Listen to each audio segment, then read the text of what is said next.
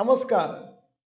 ಇವತ್ತಿನ video Hindenburg ಕಂಪನಿಯೇ ಈಗ close, Adani ಷೇರುಗಳು ಇನ್ನು ಮೇಲಕ್ಕೆ. ನಾನು ಡಾಕ್ಟರ್ ಭರತ್ ಚಂದ್ರ.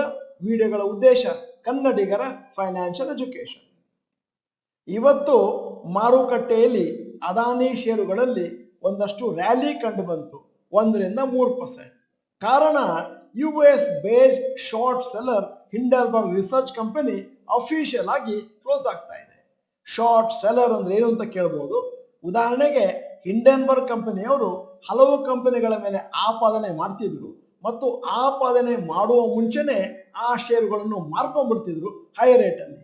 ಆಪಾದನೆ ಮಾರುಕಟ್ಟೆಯಲ್ಲಿ ಬಂದ ಮೇಲೆ ಆ ಷೇರುಗಳ ರೇಟು ಕೆಳಕ್ಕೆ ಹೋಗುತ್ತೆ. ಕೆಳಗಿನ ರೇಟ್ ನಲ್ಲಿ ಕೊಂಡು ತಾವು ಹಿಂದೆ ಮಾರಿದಂತ ಷೇರುಗಳನ್ನು ರಿಪ್ಲೇಸ್ ಮಾಡ್ತಾ ಇದ್ರು. ಹೀಗೆ ಪ್ರಾಫಿಟ್ ಮಾಡ್ಕೊಳ್ಳೋ ಕಂಪನಿಗಳಿಗೆ ಶಾರ್ಟ್ ಸೆಲ್ಲಿಂಗ್ ಕಂಪನಿ ಕರೀತಾರೆ.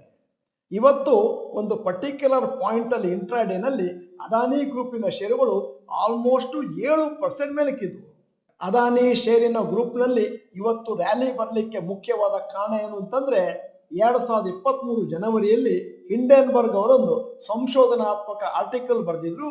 ಮತ್ತೆ ಅದಾನಿ ಗ್ರೂಪ್ನವರು ಮ್ಯಾನಿಪ್ಯುಲೇಷನ್ ಮಾಡ್ತಾ ಇದ್ದಾರೆ ಶೇರ್ ಪ್ರೈಸ್ ಅಲ್ಲಿ. ಮತ್ತೆ ಬೇಕಾದಷ್ಟು ಅಕೌಂಟಿಂಗ್ ಇರೆಗ್ಯುಲಾರಿಟಿ ಇದೆ, ಬೇಕಾದಷ್ಟು ರಾಂಗ್ ಡೂಯಿಂಗ್ ಇದೆ ಅಂತ ಆಪಾದನೆ ಮಾಡಿದರು.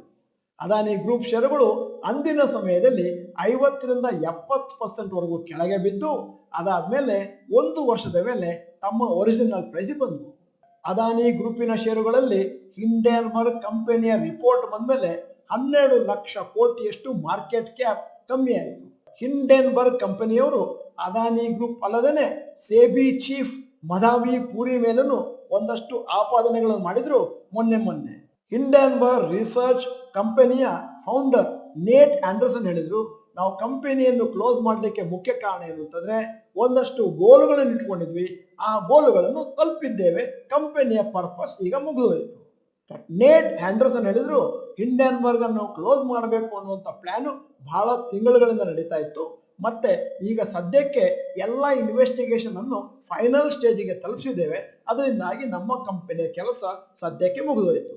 ಇನ್ನು ಮುಂದಕ್ಕೆ ಹೋಗುತ್ತಾ ನೇಟ್ ಆಂಡರ್ಸನ್ ಹೇಳಿದ್ರು, ನಮ್ಮ ಇನ್ವೆಸ್ಟಿಗೇಷನ್ ವರ್ಕ್ ಏನಿದೆ ಬಹಳ ಹೆಕ್ಟಿಕ್ ಇದೆ, ಅದರಿಂದಾಗಿ ವರ್ಕ್ ಲೈಫ್ ಬ್ಯಾಲೆನ್ಸ್ ಚೆನ್ನಾಗಿರ್ಲಿ ಅಂತ ನಮ್ಮ ಕಂಪನಿಯನ್ನು ಕ್ಲೋಸ್ ಮಾಡ್ತಾ ಇದ್ದಾರೆ. ಈ ಸಂದರ್ಭದಲ್ಲಿ ಬಹಳಷ್ಟು ಜನ ಕೇಳುವ ಪ್ರಶ್ನೆ ಏನಂತಂದ್ರೆ, ಹಿಂಡೆನ್ಬರ್ಗ್ ಕಂಪನಿಯವರು ದೊಡ್ಡ ಕಂಪನಿಗಳ ಮೇಲೆ ಆಪಾದನೆ ಮಾಡ್ತಿದ್ರು, ಅದರಿಂದಾಗಿ ಅವರಿಗೆ ಒಂದಷ್ಟು ಥ್ರೆಟ್ ಇರಬಹುದು, ಜೀವ ಭಯ ಇರಬಹುದು, ಅದರಿಂದಾಗಿ ಕ್ಲೋಸ್ ಮಾಡಿದ್ದಾರೆ. ಆದರೆ ಹಿಂಡೆನ್ಬರ್ಗ್ ಕಂಪನಿಯವರು ಅಂತಹ ಥ್ರೆಟ್ಗಳನ್ನು ಅಲ್ಲಗಳೆದಿದ್ದಾರೆ.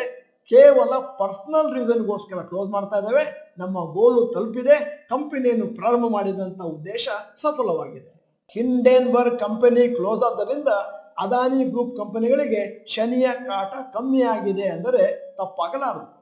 ಮುಂದಿನ ದಿನಗಳಲ್ಲಿ ಇಂತಹದ್ದು ಯಾವುದಾದ್ರೂ ತೊಂದರೆಗಳು ಆಗಲಿಲ್ಲ ಅಂತಂದ್ರೆ ಇನ್ನು ಮುಂದಿನ ದಿನಗಳಲ್ಲಿ ಅದಾನಿ ಗ್ರೂಪಿನ ಕಂಪನಿಗಳು ತಮ್ಮ ಫಂಡಮೆಂಟಲ್ಸ್ಗೆ ಅನುಗುಣವಾಗಿ ಮೇಲಕ್ಕೆ ಅಥವಾ ಕೆಳಕ್ಕೆ ಹೋಗುತ್ತೆ.